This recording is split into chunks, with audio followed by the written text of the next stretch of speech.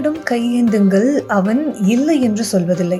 நபிகள் நாயகம் என்ற முகமது நபி அவர்கள் மனிதர்கள் தவறான பாதையில் சென்ற காலத்தில் அவர்களை நல்வழிப்படுத்த இறைவனால் அனுப்பப்பட்டவர். இறை தூதர்தான் நபிகள் நாயகம் ஆவார். இஸ்லாமிய நாட்காட்டியில் 3வது மாதமான ரபி அவ்வலில் மிலாடி நபி பண்டிகை கொண்டாடப்படுகிறது.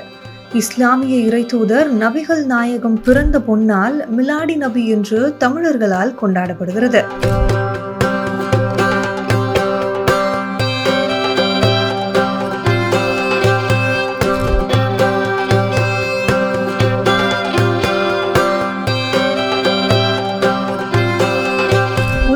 அமைதியையும் சகோதரத்துவத்தையும் மேலோங்க பாடுபட்ட நபிகள் நாயகம் அவர்களை இறை தூதராக வணங்குவது சிறப்பு. அதே சமயம் அவரை கடவுளாக வழிபடக்கூடாது என்று இஸ்லாம் கூறுகிறது. நபிமார்களின் கடைசி நபிதான் முகமது நபி. இவருக்கு பின் நபிகள் தோன்ற மாட்டார்கள் என்றும் இவர்தான் கடைசி நபி என்றும் குரானில் குறிப்பிட்டுள்ளது. நபிகள் நாயகம் கிபி 570 பிறந்தவர்.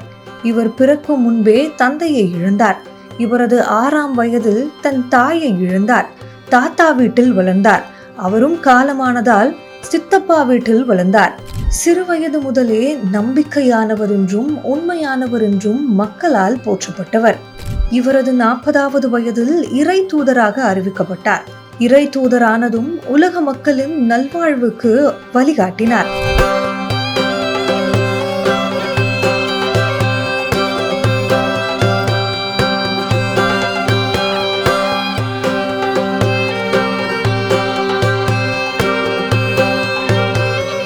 இவரை ஏற்றுக்கொள்ளாத மெக்காவாசிகள் இவரை துன்புறுத்தினர்.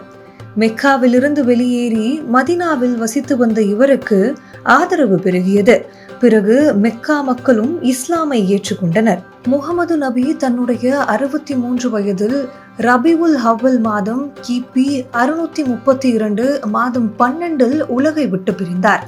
இவரின் இறப்பு மற்றும் பிறப்பு ஒரே நாள்தான்.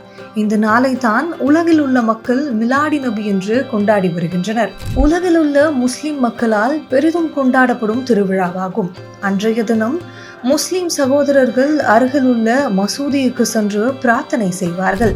மேலும் புதிய ஆடை அணிந்து நல்ல உணவு வகைகளை சமைப்பது, உண்பது, அக்கம் பக்கத்து வீட்டாருக்கு உதவி செய்வார்கள்.